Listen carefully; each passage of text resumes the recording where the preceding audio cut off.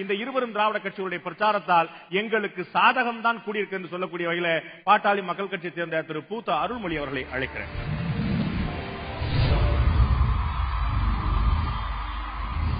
பாண்டே அவர்கள் இதை துவக்கும் பொழுதே சொல்லிவிட்டார். திமுக அண்ணா திமுக தீவிர பிரச்சாரத்திற்கு ஒரு மாற்றம் தேவை என்பதை அவரே வலியுறுத்தி எங்களுக்கு சாதகமாக இருந்திருக்கிறார். ஏனென்றால் திராவிட முன்னேற்றக் கழகமும் அண்ணா திராவிட முன்னேற்றக் கழகமும் இந்த தேர்தலிலே செய்து வருகிற பிரச்சாரம் இந்த இருவரிடம் இருந்து இந்த தமிழ்நாட்டை காப்பாற்றியே தீர வேண்டும் என்கிற ஒரு எண்ணத்தை இளைஞர்கள் மத்தியிலே உருவாக்கி இருக்கிறது என்பதிலே யாருக்கும் சந்தேகம் இல்லை. கலைஞரை பத்தி இந்த அம்மையார் சொல்றதும் இந்த அம்மையாரை பத்தி கலைஞர் சொல்றதையும் பார்க்கும்போது இவ்வளவு செஞ்சிருக்காங்களாங்கிற ஒரு எண்ணம் எல்லாருக்குமே வருது, எங்களுக்கும் வருது. எங்களுக்கு வெளியில தெரிஞ்சது மட்டும்தான் தெரியும். ஆனா நடந்த நுணுக்கமான செய்திகள் பூரா யாருக்கு தெரியுது? கலைஞருக்கு தெரியுது. பக்கம் பக்கமா இருக்க விடுறார். கலைஞரை பற்றி என்னென்ன சொல்லணுமோ அதை பூரா ஜெயலலிதா அம்மையார் சொல்றாங்க. இந்த ரெண்டு பேரும் செய்யற அந்த பிரச்சாரம் எங்களை மாதிரி இருக்கிறவங்களுக்கு ஜாதகமாக தான் இருக்கு. ஏன்னா நாங்க இந்த புள்ளி விவரங்கள்லாம் எங்க போய் தேடுறது? கேட்டாலும் அதிகாரிகள் கொடுக்க மாட்டேங்கிறாங்க. நாளைக்கு திரும்பி இவங்க வந்துட்டா நம்ம பாடு சங்கடம் ஆயிட்டுதுன்னு அதிகாரிகள் மறைக்கிறாங்க. ஆனா இவங்க ரெண்டு பேரும் மாற்றி மாற்றி சொல்றது எங்களுக்கு தான் ஜாதகமா இருக்கு. அது இந்த 110வது விதியின் கீழ் அம்மா சொன்ன விஷயத்தை கலைஞர் எவ்வளவு அழகா விமர்சனம் பண்ணார். 110 அறிவிச்சது இவ்வளவு திட்டங்களை நீங்க அமுல்படுத்தாம இருக்கீங்களேன்னு எவ்வளவு அழகா சொன்னார். அதுக்கு ஒரு விமர்சகர் தான் எழுதினாங்க. அதுல அதுவும் தந்தி தந்தியில தான் பார்த்தேன். 110க்கு அடுத்தது 111. இது தெரியாதா உங்களுக்கு? சொன்னதெல்லாம் 110, செஞ்சதெல்லாம் 111. நெற்றிய காட்டுட்டான். ஒண்ணு நடக்கலீங்களே. நம்முடைய முன்னாள் அமைச்சர் அவர்கள் சொன்னார்களே, நீதி கட்சியின் காலத்திலே போடப்பட்ட மதிய உணவு திட்டம் காமராஜர் காலத்திலே விரிவுபடுத்தப்பட்டது, எம்ஜிஆர் ஆட்சியிலே முட்டையோடு போடப்பட்டது. போடப்படுவது உண்மை. ஆனால் அது சாப்பிடுவதற்கு மாணவர்கள் எங்கே இருக்கிறார்களா? அரசு பள்ளிக்கூடங்களிலே மாணவர்கள் இருக்கிறார்களா? அரசாங்கம் அரசு பள்ளிக்கூடத்திற்கு செய்கிற செலவெல்லாம் சரியாக மாணவர்களுக்கு செலவழிக்கப்படுகிறதா? ஆனா கல்வி கற்க வேண்டும் என்று நினைப்போம்னா அரசு பள்ளிக்கூடத்தை விட்டுட்டு தனியார் பள்ளிக்கூடத்துக்குள்ள வரா. விலை போட்டு வாங்கினால்தான் கல்வி என்கிற நிலைமைக்கு கொண்டு வந்தவர்கள் யார்? 50 ஆண்டு காலத்திலே திராவிட முன்னேற்ற கழகம் அண்ணா திராவிட முன்னேற்ற கழகம் தானே. அதிலிருந்து மாற்றம் வேண்டும் என்று இளைஞர்கள் கொஞ்சி எழுந்து வந்திருக்கிறார்கள் என்றால் அதில் என்ன தவறு? இனி வருங்காலத்திலே மாற்றம் தேவை என்று சொல்லுகிற எண்ணத்தை இன்னும் 15 நாட்களிலே மக்கள் நிச்சயமாக நிறைவேற்றி காட்டுவார்கள். சகோதரர் அவர்களே, 2 நாட்கள் பொறுங்கள் என்று சொன்னீர்கள். 19ஆம் தேதி 20ஆம் தேதி வரையிலே பொறுப்போம். இங்கே ஆளப்போவது திராவிட முன்னேற்ற கழகமும் அண்ணா திராவிட முன்னேற்ற கழகமும் அல்ல. நிச்சயமாக இளைஞர்கள் எழுச்சியாலே ஒரு புது அரசுதான் இங்கு அமையும் என்பதை சொல்லி நீங்கள் அத்துணை பேரும் அதற்கு தயாராக இருக்கிறீர்கள் என்ற நம்பிக்கையோடு நான் விடைபெறுகிறேன். அதிமுகவும் திமுகவும் எப்படிப்பட்ட கட்சிகள் என்று சொல்வதற்கு முழுமையான தகுதி பாட்டாளி மக்கள் கட்சிக்கு மட்டும்தான் இருக்கிறது. 2 பேருடைய வாழ்ந்து பழகியவர்கள் அவர்கள்தான். அடுத்ததாக இந்த இருவரும் திராவிட கட்சிகளுடைய பிரச்சாரத்தால் அவர்களுக்குத்தான் சாதகம், மாற்று அணிகளுக்கு பாதகம் என்று சொல்லக்கூடிய அணியில திராவிட முன்னேற்ற கழகத்தோடு நீண்ட நெடுநாட்களாக இணைந்திருக்கக்கூடிய இந்திய யூனியன் முஸ்லீம் லீக்குடைய தலைவர் திரு காதர் மொய்தீன் அவர்களை அன்பு அழைக்கிறேன். அரசியலில் ஜனநாயக மரபுகள், ஜனநாயக நாகரிகம் நமது நாட்டில் இருக்க வேண்டும், குறிப்பாக தமிழ்நாட்டில் இருக்க வேண்டும் என்பதற்கு இதுவரை நான் உதாரணம் காட்ட முடியவில்லை. இனி திருச்சியில் நடந்த இந்த நிகழ்ச்சியை நான் உதாரணம் காட்டுவேன். அப்படிப்பட்ட ஒரு அவையாக இதனை நான் கருதுகிறேன். தமிழ்நாட்டை பொறுத்தவரையில் திராவிட பாரம்பரியத்தை பேசக்கூடிய கட்சி திராவிட முன்னேற்றக் கழகம். அதற்கு மாற்றாக இருக்கக்கூடியது அண்ணா திராவிட முன்னேற்றக் கழகம்.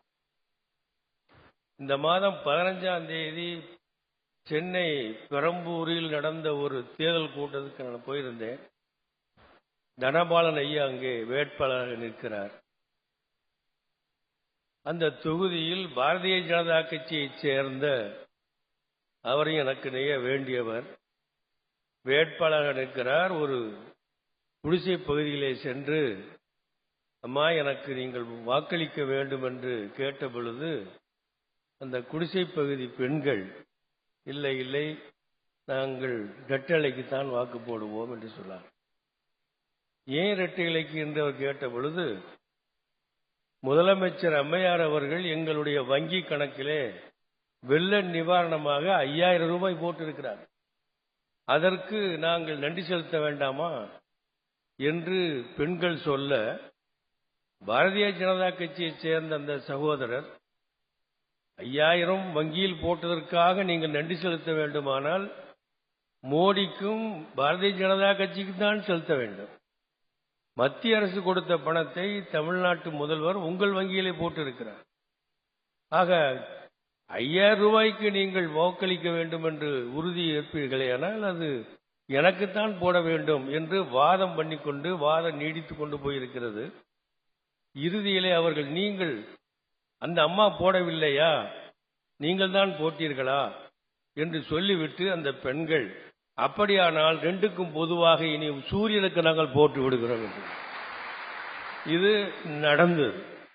இதை ஏன் இங்கே நான் சொல்லி என்று சொன்னால், தமிழ்நாட்டு வாக்காளர் மத்தியில் அண்ணா திராவிட முன்னேற்ற கழகம் இல்லை என்றால் அவருடைய மனதிலே திமுக தான் வந்திருக்கிறதே தவிர, அருமை நண்பர்கள் சொல்வது மாதிரி மாற்று அணிக்கு நினைவுக்கு வரவில்லை. தமிழ்நாட்டை பொறுத்தவரையில் இன்று 5,82,00,000 வாக்காளர் இருக்கிறார். அதில் ஏறத்தாழ 2 கோடி பேர் இளைஞர்களாக இருக்கிறார் என்று தேர்தல் கமிஷன் அறிவிப்பு செய்கிறது. 5,82,00,000 வாக்காளர்களில் கட்சியிலே உள்ளவர்கள் எத்தனை பேர்? தமிழ்நாட்டிலே எல்லா கட்சிகளுடைய உறுப்பினர்களையும் சேர்த்து பார்த்தால், எங்களது கட்சி வச்சிருக்கிறோம் 5 லட்சம் பேர் தான் உறுப்பினர். இங்கே வந்திருக்கக்கூடிய கட்சிகளில் இருக்கக்கூடிய அருமை நண்பர்களுடைய உறுப்பினர்கள் எவ்வளவு பேர்? எல்லாம் சேர்த்தால் ஏறத்தாழ 3 கோடி பேர் தான் வரும். இந்த கட்சி உறுப்பினர் அத்தனையும் சேர்த்தால் 3 கோடி பேருக்கு மேல் எந்த கட்சி உறுப்பினர் தமிழ்நாட்டில் இல்லை. மீதி 2,82,00,000 பேர் வாக்காளர்கள். அவர்கள் எல்லாம் யாருக்கு வாக்கு போட போகிறார்கள்?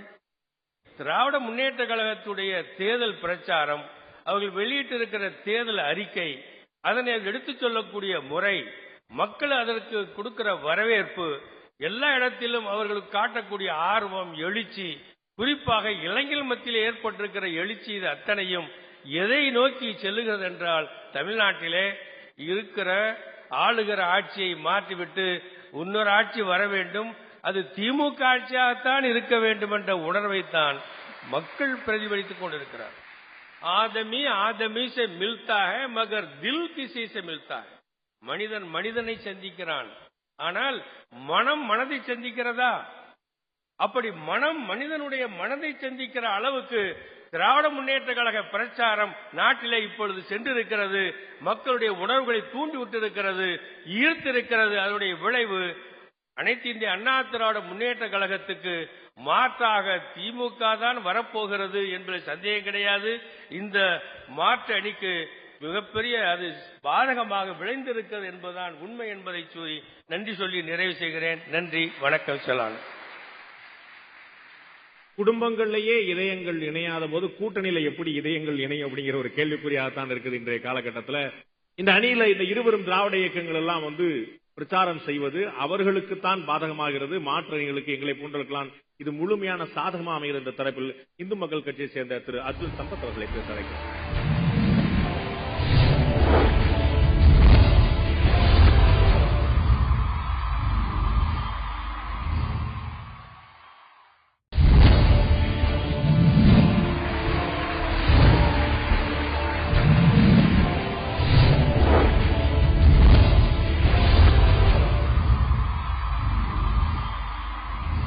நயத்தகு அரசியல் நாகரிகத்திற்கு இந்த மக்கள் மன்றம் வித்திட்டிருக்கிறது. தொடர்ந்து நடைபெறுகின்ற மக்கள் மன்றம் நிகழ்ச்சி திரும்ப திரும்ப அத்தகைய ஒரு நல்ல நாகரிகத்தை நோக்கி நம்மை அழைத்து சென்று கொண்டிருக்கிறது. அதிலே இந்த மேடையிலும் இந்த மக்கள் மன்றத்திற்கு வெற்றி கிடைத்திருக்கிறது. அதிமுக திமுக இருவரையும் கல்யாண பத்திரிகை கொடுத்தா கூட போக மாட்டான் சார். அண்ணன் கூப்பா கிருஷ்ணன் அவர்கள் சட்டசபையிலேயே எதிரெதிர்தான் உட்காரணும். கலைஞர் வாய்ப்பு கேட்கிறாரே, 93 வயதிலும் தள்ளாத வயதிலும் இன்னைக்கும் நான் முதலமைச்சர் நாற்காலியில மறுபடியும் உட்காரணும்னு பிரச்சாரத்துக்கு வர்றாரு. அவரை சட்டமன்றத்துக்கு கடந்த முறை தேர்ந்தெடுத்தாங்க. அவருக்கு சட்டமன்றத்துக்குள்ள அவர் கேட்ட இடத்துல நாற்காலி போடல. எப்பேற்பட்ட நாகரிகம்! சட்டசபைக்கு போனா வேட்டிய உருவானா சேலைய உருவானான்னு தெரியல. இந்த சட்டசபையை சட்டசபையாக சண்டைக்களமாக மாற்றியவர்கள் இந்த திராவிட இயக்கத்தை சார்ந்தவர்கள்.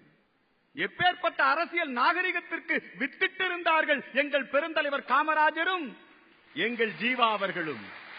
எப்பேற்பட்ட அரசியல் நாகரிகத்திற்கு வித்திட்டிருந்தார்கள். இன்றைக்கு அந்த அரசியல் நாகரிகம் எங்கே போனது? 67 இருந்து நீங்கள் தான் ஆட்சி பொறுப்பிலே இருக்கிறீர்கள். சுயமரியாதை பேசினீர்கள். தமிழன் தன்மானம் மிக்கவன், சுயமரியாதைக்காரன். அந்த தமிழனை இலவச மிக்சிக்கும் கிரைண்டருக்கும் ஏங்க வைத்து எல்லாம் அதிமுக தேர்தலுக்காக காத்துட்டு இருக்காங்க. திமுக நிறைய திட்டங்களை அறிவிச்சிருக்குது. இலவச திட்டம், பல்வேறு விதமான திட்டங்களை அறிவிச்சிருக்கிறாங்க.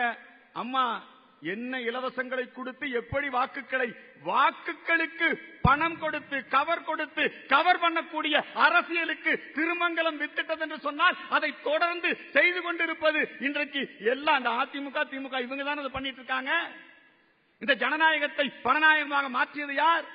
இலவச திட்டங்கள். கலைஞர் இலவச வண்ண தொலைக்காட்சினாரு.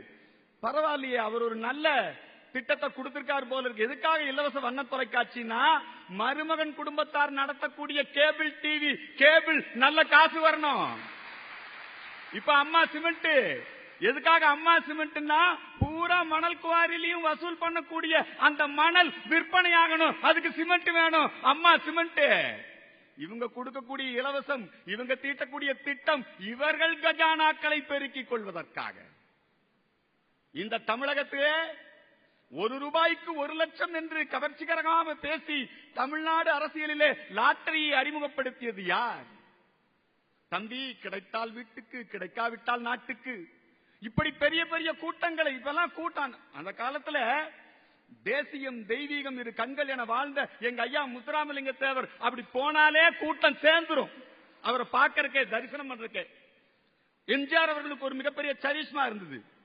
இன்னைக்கு ஒரு மிகப்பெரிய மக்களை கிரவுட் புல்லிங் பீப்புள், ஒரு மக்களை கவர்ந்து இருக்கக்கூடிய ஒரு நேரு வருகிறார், ஒரு பெருந்தலைவர் வருகிறார் என்று சொன்னால் மக்கள் தானாக கூடுவார்கள்.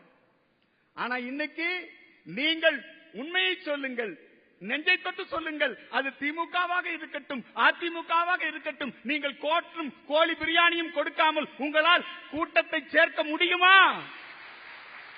இன்றைக்கு தமிழினத்திலே ஒரு மிகப்பெரிய அழிவு ஏற்பட்டுக் கொண்டிருக்கிறது. இலங்கையிலே நம்முடைய மக்கள் இன அழிப்புக்கு, ஈழத்திலே சிந்துவது எங்கள் ரத்தம், இந்து ரத்தம் என்று நாங்கள் சொல்லுகிறோம். அங்கே ஒரு இன அழிப்பு.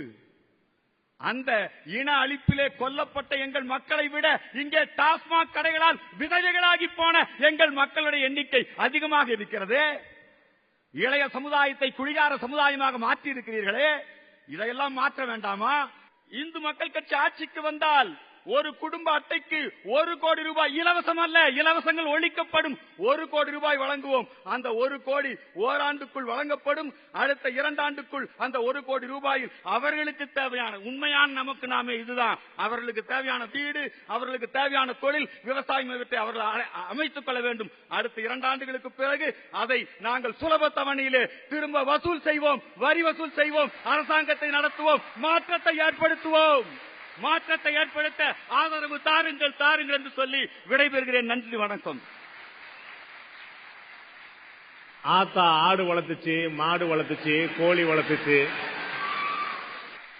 எதுவுமே சரிப்படல. அண்ணன் வந்தாரு, வச்சுக்கோ ஆளுக்கு 1 கோடி, நல்லா சாப்பிடுது. முதல் சுற்று இறுதியாக திராவிட முன்னேற்ற கழகத்துடைய கொள்கை பரப்பு இணைச் செயலாளர் புதுக்கோட்டை விஜயா அவர்களை பேச அழைக்கிறேன். இவர்கள் என்ன காரணத்தினாலேயோ தமிழ்நாடு மக்கள் மன்றத்திலேயே திமுக அதிமுகவிற்கு மாற்று இல்லாத சூழ்நிலையில் தந்தி டிவியினுடைய மக்கள் மன்றம் திமுக அதிமுகவிற்கு மாற்று அணி இருக்கிறது என்கிற ஒரு மாயையை ஏன் இவர்கள் உருவாக்க முயற்சி செய்கிறார்கள் என்பது இப்பொழுது உங்களுக்கு புரிகிறதா? ஏனென்றால் இன்றைக்கு நாட்டில் திமுக அதிமுகவிற்கு மாற்று இல்லை என்பது ஏகோபித்த கருத்து. மக்கள் மன்றத்திலேயே மாற்று இல்லாத பொழுது என்ன காரணத்தினாலேயோ இந்த மேடையில் திமுகவையும் அதிமுகவையும் ஒரே அணியில் உட்கார்த்த வேண்டும் என்கிற ஆசை எங்கள் நடுவர் ரங்கராஜ் பாண்டே அவர்களுக்கும் மாத்திரம் ஏன் வந்தது என்பது எனக்கு விளங்கவில்லை. தயவு செய்து இந்த மன்றத்தின் மூலமாக ஒரு செய்தி, அதிமுகவை அருள் கூர்ந்து அதிமுக என்றே அழையுங்கள், அண்ணா திமுக என்று சொல்லிவிடாதீர்கள். கலைஞர் அவர்களிடத்திலே ஒரு முறை கேட்டார்கள், திமுகவுக்கும் அதிமுகவுக்கும் என்ன வித்தியாசம்? தலைவர் கலைஞர் அன்றைக்கே சொன்னார், சிங்கத்திற்கு முன்னால் ஆ சேர்த்தால் எப்படி அசிங்கமாகி விடுமோ, நீதியின் முன்னால் ஆ சேர்த்தால் எப்படி அநீதி ஆகிவிடுமோ, நியாயத்தின் முன்னால் ஆ சேர்த்தால் எப்படி அநியாயமாகி விடுமோ, தர்மத்தின் முன்னால் ஆ சேர்த்தால் எப்படி அதர்மம் ஆகிவிடுமோ, அதை போல இவர்கள் திமுகவிற்கு முன்னால் ஆ சேர்த்துக் கொண்டிருக்கிறார்கள், அவ்வளவுதான். எனவே தயவு செய்து அண்ணா திமுக என்று சொல்லிவிடாதீர்கள். இந்த மக்கள் மன்றத்தின் மேடைக்காக கூட திமுகவும் அதிமுகவும் ஒரே அணியில் இருப்பதை உள்ளபடியே நாங்கள் விரும்பவில்லை. ஏனென்றால் இந்த நாட்டிலே இருக்கிற மக்களுடைய எண்ணமும் அதுதான். தமிழ்நாட்டில் திமுக இல்லை என்றால் அதிமுக. தோசையை திருப்பி போடுற மாதிரி 5 ஆண்டுகளுக்கு ஒரு முறை ஆட்சி மாற்றம் என்பது 67 இருந்து தமிழகத்தில் தொடர்ந்து வருகிற நிலை என்று சொல்லாவிட்டாலும் கூட 89க்கு பிறகு தமிழ்நாட்டிலே அதுதான் தொடர்கதையாக நீங்கள் நானும் பார்க்கிற நிலை. இந்த நிலை திராவிட முன்னேற்ற கழகத்தை பொறுத்தவரையில் இது பிரச்சாரத்தாலே வளர்ந்த இயக்கம், பேசி பேசியே வளர்ந்த இயக்கம். 67 அண்ணா தலைமையிலே ஆட்சியை பிடிக்கிற பொழுது எல்லோரும் கேட்டார்களாம், இயக்கம் தொடங்கி 18 ஆண்டு காலத்தில் ஆட்சியை பிடித்திருக்கிறீர்களே, இது எப்படி சாத்தியமாயிற்று? அப்பொழுது அண்ணா அவர்கள் எளிமையாய் சொன்னார்களாம், வாய்மையினாலே சாத்தியமாயிற்று. என்ன வாய்மை என்று கேட்கிற பொழுது இந்த இயக்கத்தின் சொற்பொழிவாளர்கள் வாயால் பேசினார்கள், எங்கள் இயக்கத்தின் 2ஆம் கட்ட தலைவர்கள் மையால் எழுதினார்கள், இந்த வாயும் மையும் இணைந்தது, இந்த வாய்மையினாலே நாங்கள் ஆட்சியை கைப்பற்றினோம் என்று சொன்னார்கள். பேசி பேசி வளர்ந்த இயக்கம். ஆனால் அதற்காக இவர்கள் அண்ட புழுகு ஆகாச புழுகு என்கிறார்கள். நல்ல தமிழை நீங்கள் பேசுவதற்கு கற்றுக் கொடுத்ததே எங்கள் அண்ணாவும் தலைவர் கலைஞருடைய பேனா. தயவு செய்து புரிந்து கொள்ள வேண்டும். இல்லையாட்டி ஊமையா இருப்பீங்க, தெரியுமா? ஊமையா இருப்பீங்க இல்லாட்டி. வணக்கம் என்பது எப்படி மாற்றப்பட்டது? நமஸ்காரம் என்பது இனிய தமிழில் வணக்கம் என்பது என்று மாறியது எப்பொழுது? விவாக சுப முகூர்த்தம் என்று விழிவிதங்க சொல்வதுதான் விவேகம் என்றிருந்த காலத்தை மாற்றி மணவிழா என்று ஒலிக்க வைத்தது அண்ணாவும் தலைவர் கலைஞரும் கொடுத்த பேனா மூனை. மறந்துவிடக் கூடாது. ஸ்ரீ திருவானது ஸ்ரீமதி திருமதியானது எப்பொழுது? அண்ணாவும் கலைஞரும் பேனா பிடித்ததற்கு பிறகு. நல்ல தமிழ் தமிழ்நாட்டில் நடமாட தொடங்கியது இவர்கள் இருவரும் பேனா பிடித்ததற்கு பின்னாலேதான். எங்களுடைய அண்ணன் மரியாதைக்குரிய மகேந்திரன் அவர்கள் இந்த வயதிலேயும் தளபதி அவர்களுடைய சட்டையை பார்க்கிறாரே தவிர அவர் அதிமுகவிற்கு ஒவ்வொரு பிரச்சாரத்திலேயும் எப்படி சாட்டையடி கொடுக்கிறார் என்பதை ஏனோ அவர்கள் பார்க்க மறந்து போகிறார்கள். என்னுடைய பிரச்சாரம் என்பது இன்றைக்கும் 93 வயதிலேயும் களப்போராளியாய் களத்திற்கு வந்திருக்கிற தலைவர் கலைஞரின் தலைமையிலே நடைபெறுகிற பிரச்சாரம். அவர் ஆகாய மார்க்கமாக பறந்து வரவில்லை, மக்களோடு மக்களாக பிரச்சார வாகனத்தின் மூலமாக ஊர்ந்து வருகிறார். நான் தாயாக இருக்கிறேன், உங்களுக்காகவே நான் வாழ்கிறேன். ஒரு தாய்க்குத்தான் தெரியும் ஒரு சேய்க்கு என்ன செய்ய வேண்டும் என்பது அப்படின்னு முதலமைச்சர் ஜெயலலிதா பேசின உடனே ஒரு சகோதரர் வாட்ஸ்அப்ல என்ன எழுதினார்? நீங்கள் தாயா? ஆமாம், நீங்கள் தாய்தான். கர்நாடகாவில் பிறந்தாய், சர்ச் பார்க்கில் படித்தாய், தமிழ்நாட்டிற்குள் நுழைந்தாய், வறுமையில் வாழ்ந்தாய், சினிமாவில் நுழைந்தாய், ஆட்சியை பிடித்தாய், ஆணவ ஆட்சி நடத்தினாய், ஊழல் செய்தாய் உள்ளே இருந்தாய், நிதியை கொடுத்தாய் நீதியை வளைத்தாய், ஏரியை திறந்தாய் யமனாய் வதைத்தாய், வாட்ஸ்அப் மூலம் கண்ணீர் வடித்தாய். ஆமாம், நீ தாய்தான்னு நம்ம சகோதரன் எழுதுறான. உடனுக்குடன் அவனுடைய சிந்தனையிலே வருகிற அந்த உணர்வு பாருங்க. இந்த பிரச்சார பாணிதான் இன்றைக்கு நாட்டிலே இருக்கிற எல்லா இளைஞர்களையும் சிந்திக்க வைக்கிறது. இந்த அணியே தேவையில்லாதது. நான் எதிரணியை பார்க்கிறேன். கிராமத்துல சொல்லுவாங்க, பந்திக்கே கூப்பிடல இலப்பீத்தல் சொல்லிட்டு இருக்கிறீங்களேன்னு. அதே மாதிரி தமிழ்நாட்டில் திமுக அதிமுகவுக்கு மாற்றே கிடையாது. அதிமுக இல்லை என்றால் திமுக, திமுக இல்லை என்றால் அதிமுக. இதுதான் தமிழ்நாட்டினுடைய சாத்தியம். அந்த வரிசையிலே பார்த்தால் அதிமுக 5 ஆண்டு கால ஆட்சி, அதற்கு பிறகு திமுக 2016 மே 19 பிறகு ஆட்சி. இதுவே தமிழ்நாட்டில் சாத்தியம் என்று சொல்லி எங்களுடைய பிரச்சாரம் என்பது மாற்று முகாமிற்கு பாதகம்தான் என்று சொல்லி ஒட்டுமொத்த மக்களும் இன்றைக்கு திராவிட முன்னேற்ற கழகத்தின் தளபதியின் பிரச்சாரத்தை, தலைவர் கலைஞரின் களப்போராளியின் பிரச்சாரத்தை உற்று நோக்குகிறார்கள், உண்மையாய் உணர்கிறார்கள். உதயசூரியனுக்கும் அதன் தலைமையிலான கூட்டணிக்கும் தான் வெற்றி என்பதை உறுதிப்படுத்தி இருக்கிறார்கள் என்று சொல்லி தந்த வாய்ப்புக்கு நன்றி சொல்லி அமைகிறேன். நன்றி, வணக்கம். திராவிட இயக்க சகோதர சகோதரிகள் எப்பேற்பட்ட சொல்லாற்றல் மிக்கவர்கள் என்பதற்கான ஒரு உதாரணமாக விஜயா இருப்பதை நாம் பார்த்தோம்.